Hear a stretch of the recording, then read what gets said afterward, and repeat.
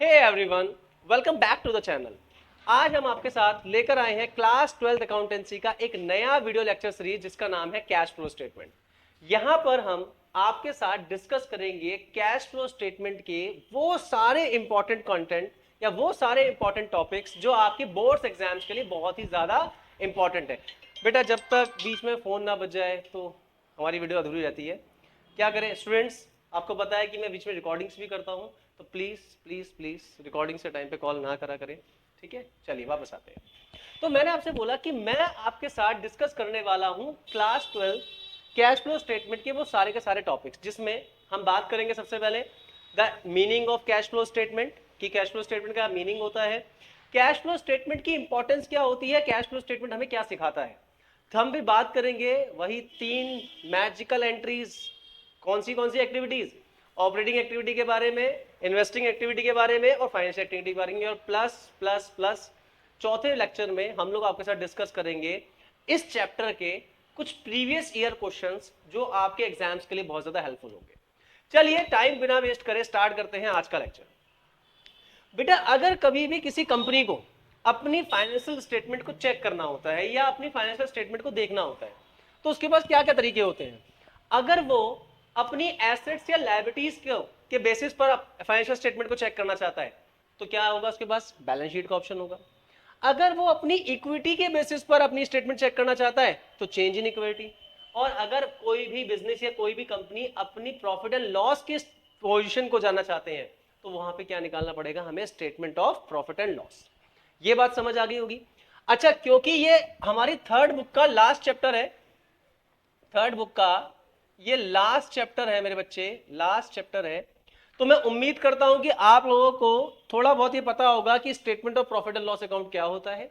नहीं पता, इसके ऊपर ही वीडियो लेक्चर आने वाला है, तो हम आपको उसमें भी चीजें समझाएंगे। बट अभी के लिए क्या जरूरी है कि सारा फोकस यहीं पर ही आप अपना क्या कर दो, केंद्रित कर दो। शुद्ध हिंदी है ना। तो मैंने आपको बोला कि जब भी कोई कंपनी अपनी फाइनेंशियल स्टेटमेंट चेक करना चाहती है तो वो बेसिकली 3 तरह की चीजों पे जाती है, बैलेंस शीट हो गया, चेंज इन इक्विटी हो गया, या statement of profit and loss account हो गया। लेकिन चलो क्यों ना एक बड़ी बेसिक सी बात आपको करके समझाते हैं। चलिए देखिए। अच्छा, सबसे पहले क्या करना है, स्क्रीनशॉट ले लो भाई, इसका स्क्रीनशॉट ले लो, स्क्रीनशॉट ले लो, नोट्स बना लो।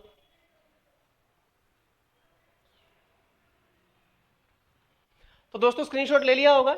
अब हम देखते हैं नेक्स्ट पॉइंट में हमारे पास क्या है नेक्स्ट के अंदर, क्योंकि देखो मैं आज के लेक्चर में आपके साथ कुछ बेसिक बातें ही डिस्कस करने वाला हूं, बहुत ज्यादा मैं आपको अभी डीप में लेके नहीं जाऊंगा इस चैप्टर के, ठीक है। बेटा मान लेते हैं कि एक हमारे पास बड़े अच्छे से इंसान है मिस्टर ए, देखो ऐसे स्माइलिंग फेस है, और ये कौन है, ये ऑनर है, ये ऑनर है। हमने एक एग्जांपल ले लिया, ठीक है, एक ऑनर है, हम आपको एक एग्जांपल के फॉर्म में समझा रहे हैं। अब मिस्टर ए की अपनी खुद की साड़ी की शॉप है। मिस्टर ए की क्या है, एक साड़ी की दुकान है। आजकल वेडिंग का सीजन चल रहा है, सर्दियों में तो शादियों के मजा आता है बहुत, है ना भाई, बढ़िया बढ़िया कपड़े पहनो, गर्मी की कोई टेंशन नहीं, बस इतना ही ठीक है, ठीक है। तो मिस्टर ए के पास क्या है, उनके पास अपनी एक साड़ी की दुकान है, आजकल वेडिंग का सीजन है, और इस बार इस सीजन में इनकी बहुत अच्छी सेल्स हुई, बहुत ही बढ़िया सेल्स हुई। जब इन्होंने चेक किया तो इन्होंने देखा कि भैया इस बार तो बहुत सारी साड़ी बिकी, सोल्ड मैनी गुड्स, गुड्स कह देते ना, ये साड़ी लिख दें, चलो गुड्स ही लिख देते हैं, ठीक है। तो भैया हुआ क्या कि मिस्टर ए ने इस बार बहुत साड़ी बेची, बहुत साड़ी बेची। और जब इन्होंने चेक किया तो देखा कि भाई 4 लाख रुपए का तो मेरा कैश सेल्स हुआ है, 6 लाख रुपए का मेरा क्रेडिट सेल्स हुआ है, तो कुल मिलाकर टोटल मैंने इस बार 10 लाख का सेल किया है। अब अगर एक बात हम समझें, एक बात मैं आपको समझाऊं, तो अब ये जानना चाह रहे हैं अपना प्रॉफिट। भाई मान लेते हैं revenue from operation, revenue from operation RFO, revenue from operation कितना हुआ इनको, भाई टोटल सेल्स कितनी हुई। भाई मान लो इनके खर्चा हुआ 10, मतलब इनकी सेल्स हुई 10 लाख रुपए की, टोटल इन्होंने कितने की सेल्स करी बेटा, 10 लाख रुपए की। और ये मान लेते हैं, ये कंसीडर्ड कर लेते हैं कि इस 10 लाख रुपए के पीछे इनका खर्चा भी हुआ होगा, एक्सपेंस भी डेफिनेटली हुआ होगा मेरे बच्चों, एक्सपेंडिचर हुआ होगा। हमने ये मान लिया कि इनका कुल मिला के 3.5 लाख रुपए का खर्चा हो गया, ठीक है।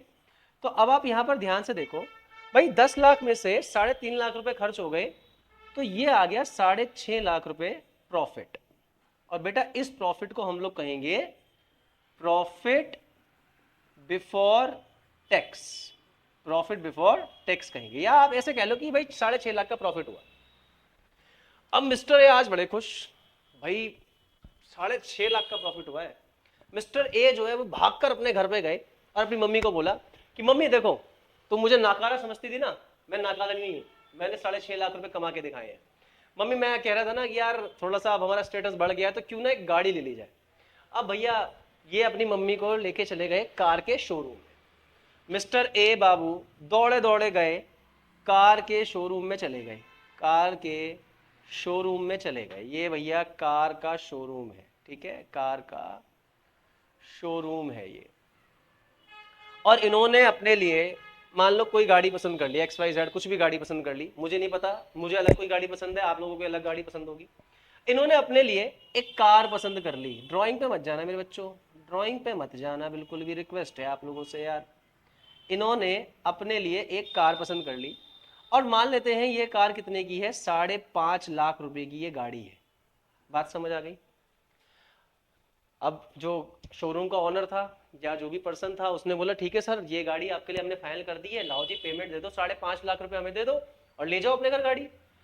उन्होंने कहा ठीक है, मिस्टर ए ने कहा ठीक है दे दो पैसे। अब जैसे ही मिस्टर ए ने अपनी जेब को चेक किया तो इनके पास तो पैसा ही नहीं था यार। मिस्टर ए का दिमाग खराब हो गया, मम्मी के सामने बेइज्जती हो गई, मम्मी ने वहीं 2 रैपट लगा दिए खींच के कान पे, पैसा नहीं है तो गाड़ी के कैसे खरीदने आ गया।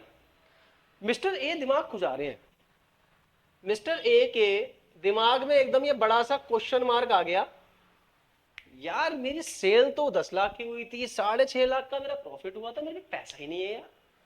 उसने तुरंत मेरे को फोन मिलाया और बोला अरे साहिल सर यार आपकी हेल्प चाहिए, ऐसे ऐसे बात है और मेरे पास तो यार 6.5 लाख का प्रॉफिट हुआ और मैं 5.5 लाख रुपए की पेमेंट ही नहीं दे पा रहा हूँ। तो मैंने कहा अरे मिस्टर ए क्या गलती कर रहे हो, क्या बेवकूफाना कर रहे हो। अरे भैया आप चेक करो ना, आपकी जो मैक्सिमम सेल्स है, मैक्सिमम सेल वो क्रेडिट है, पैसा अभी मार्केट से आया नहीं है, आने वाला है। आपने तो अपना कैश का कोई मैनेजमेंट ही नहीं बना रखा, आपके पास अपने कैश को हैंडल करने के लिए कोई मैनेजमेंट ही नहीं है, तो आप कैसे पेमेंट करोगे।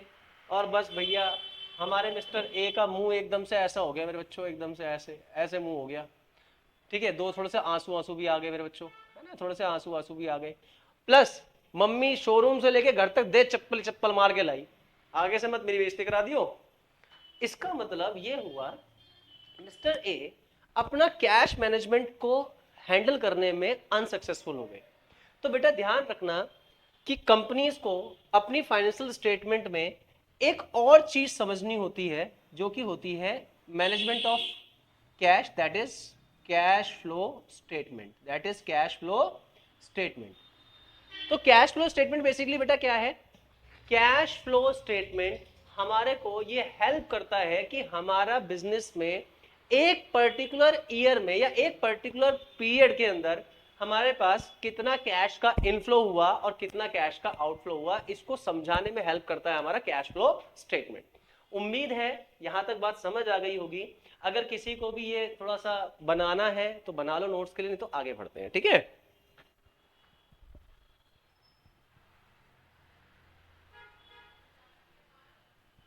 अच्छा गाइस मुझे ऐसा लग रहा है कि आई थिंक ये लाइट की वजह से ना यहाँ पर आपको रिफ्लेक्शन आ रहा है शायद, है ना, या दिख नहीं रहा। एक मिनट रुको जरा, मैं थोड़ा लाइट ऑफ कर दूं क्या। हाँ तो देखो अब आप लोगों को शायद यहाँ पर रिफ्लेक्शन नहीं आ रहा होगा, ठीक है, क्योंकि मैं देख पा रहा हूँ, ठीक। तो अगर आपके एग्जाम में आ गया कि कैश फ्लो स्टेटमेंट की डेफिनेशन क्या होती है तो चलो उसके बारे में अब डिस्कस करते हैं, ठीक है। चलिए बच्चों अब स्टार्ट करते हैं। क्योंकि मैं आपको ना नोट्स बनवाता हुआ चल रहा हूँ तो इसलिए देखो मेरी बात समझना, मेरे पे इतना टाइम नहीं है, या आपकी देखो वीडियो का लेक्चर मतलब जो वीडियो की लेंथ है वो ज्यादा बड़ी हो जाएगी अगर मैं लिखता रहूंगा तुम मेरे साथ लिखोगे, इसलिए मैंने पहले ही लिख रखा है, ठीक है। अब अगर ध्यान से दें कि सर अगर हमारे एग्जाम में कैश फ्लो स्टेटमेंट की डेफिनेशन आ गई तो हमें क्या लिखना है, आपको लिखना है कि cash flow statement is a statement, cash flow एक ऐसी स्टेटमेंट होती है showing inflow and outflow of the cash and cash equivalent of the business during an accounting period। देखो बेटा कैश का मतलब तो कैश ही हो गया और कैश इक्विवेलेंट से मतलब क्या क्या हो गया, जैसे भाई हमारे पास बैंक में कितना पैसा है, मतलब अकाउंट बैंक के अंदर कितना पैसा जो कैश के बराबर होता है, हमारे पास मार्केटेबल सिक्योरिटीज कितनी है, तो ये सब हमारी क्या है, ये हमारी कैश इक्विवेलेंट्स का ही पार्ट है ना, मार्केटेबल सिक्योरिटीज कितनी है। तो आप एक बात ध्यान रखेंगे कि कैश फ्लो स्टेटमेंट बेटा वो स्टेटमेंट होता है जिससे मुझे ये पता चलता है कि एक पर्टिकुलर अकाउंटिंग पीरियड में कितना कैश का इनफ्लो हुआ और कितना कैश का आउटफ्लो हुआ, ताकि जो मिस्टर ए के साथ हुआ वो हमारे साथ ना हो। ठीक है, इनफ्लो से हमारा मतलब पैसे का रिसिप्ट है और आउटफ्लो से हमारा मतलब है पेमेंट से है। अब मैंने आपके सामने कुछ इनफ्लो और आउटफ्लो के एग्जांपल्स दे रहा हूं। देखो मैं ये नहीं कह रहा कि इतने ही एग्जांपल्स होते हैं, एग्जांपल बहुत सारे होते हैं, बट मैंने आपके सामने कुछ चीजें समझाने की कोशिश कर रहा हूं। All these are the examples of inflow and all these are the examples of outflow. जैसे कि कैश सेल्स ऑफ गुड्स, भाई मैंने किसी को सामान बेचा, पैसा मिलेगा। Cash receive from debtors, debtors से मुझे पेमेंट हो गया। Cash sales of fix assets, cash sales of investment, issue of equity share, preference share और डिवेंचर फॉर कैश। तो इन सारी कंडीशन में क्या हो रहा है कि कैश हमारे पास आ रहा है, हमें रिसीव हो रहा है। और यहां पर देखो मैंने गुड्स खरीदा, मैंने क्रेडिटर को पेमेंट कर दिया, मैंने इन्वेस्टमेंट खरीद ली, मैंने इक्विटी शेयर को मतलब बायबैक ऑफ इक्विटी शेयर कर लिया। अब देखो ये बायबैक इक्विटी शेयर क्या होता है यार, इस पर भी मत जाओ, इसके बारे में बात करेंगे 12th के बाद। ठीक है, तो जितने भी बच्चे अगर आफ्टर 12th सीए या सीएमए फाउंडेशन या उसकी क्लासेस की तैयारी कर रहे हैं तो प्लीज हमसे कांटेक्ट करिए, हमें कमेंट्स करिए, हम आपको उन कोर्सेज में भी हेल्प करेंगे। ठीक है, ठीक है। अच्छा आगे है, जैसे आपने फिक्स एसेट्स को परचेज कर लिया या लोन रीपेमेंट कर दिया, तो ये all these are the outflow examples. ठीक है, तो आपको क्या करना है, फटाफट से स्क्रीनशॉट लेना है और आगे बढ़ते हैं फिर आप। ठीक है,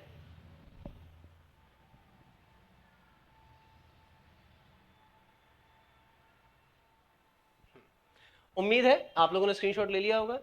अच्छा अब आपको एक बात और हम समझाते हैं। देखो बेटा क्या है, देखो देखो अब सवाल ये उठता है, सवाल ये उठता है कि sir cash flow statement prepare कैसे होती है, कैश फ्लो स्टेटमेंट प्रिपेयर कैसे होती है, कैसे बनाई जाती है। तो देखो बेटा ध्यान रखना, कैश फ्लो स्टेटमेंट को बनाने के दो मेथड्स होते हैं। एक होता है डायरेक्ट मेथड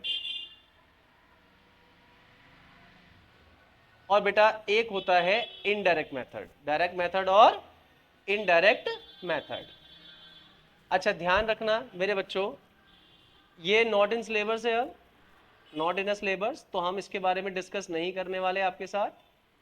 ठीक है, हम आपके साथ डिस्कस करेंगे ये वाला पार्ट। ठीक है, और अब आपको एक बात और बता दें कि हम आज के लेक्चर में आपको ये बेसिक्स बताएंगे, क्योंकि जो अगला लेक्चर है ना वो थोड़ा बड़ा होने वाला है, लेंथी होने वाला है, इसलिए आज का लेक्चर इतना ही रहेगा।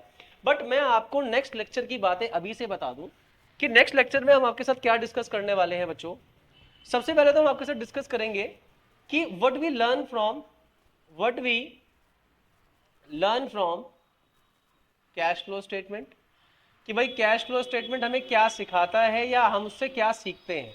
ठीक है, एक तो हम आपसे इसकी बात करेंगे। दूसरी चीज हम आपके साथ डिस्कस करेंगे मतलब जो 3 बेसिक एक्टिविटीज है, ऑपरेटिंग एक्टिविटी के बारे में डिस्कस करेंगे, ऑपरेटिंग एक्टिविटी हम आपके साथ डिस्कस करेंगे, इन्वेस्टिंग एक्टिविटी, और हम आपके साथ डिस्कस करेंगे फाइनेंसिंग एक्टिविटी। ठीक है, कि ये क्या होती हैं। और हमारी नेक्स्ट क्लास का जो मेन एजेंडा होगा, हम आपको यहां पर सिखाएंगे कि ऑपरेटिंग एक्टिविटी असल में क्या होती है और ऑपरेटिंग एक्टिविटीज के अंदर क्वेश्चंस को कैसे हैंडल करना है। ठीक है, तो फिलहाल आज के लिए इतना ही। Thank you so much for watching. अगले लेक्चर के लिए वेट करिए, बहुत जल्दी कल या परसों में अगला लेक्चर आ जाएगा पार्ट 2। तो मैं उम्मीद करता हूं कि यहां तक का सारा लेक्चर आप देख लेना। वीडियो को जो 2 मतलब जो आपका ये वाला स्पीड है, वीडियो को इस स्पीड में मत देखा करो, नॉर्मल स्पीड में देखा करो, क्योंकि एग्जाम्स आ रहे हैं, जल्दबाजी में आपका काम खराब ना हो जाए। फिलहाल आज के लिए इतना ही, बाय बाय, सी यू, मिलते हैं आपसे नेक्स्ट क्लास में।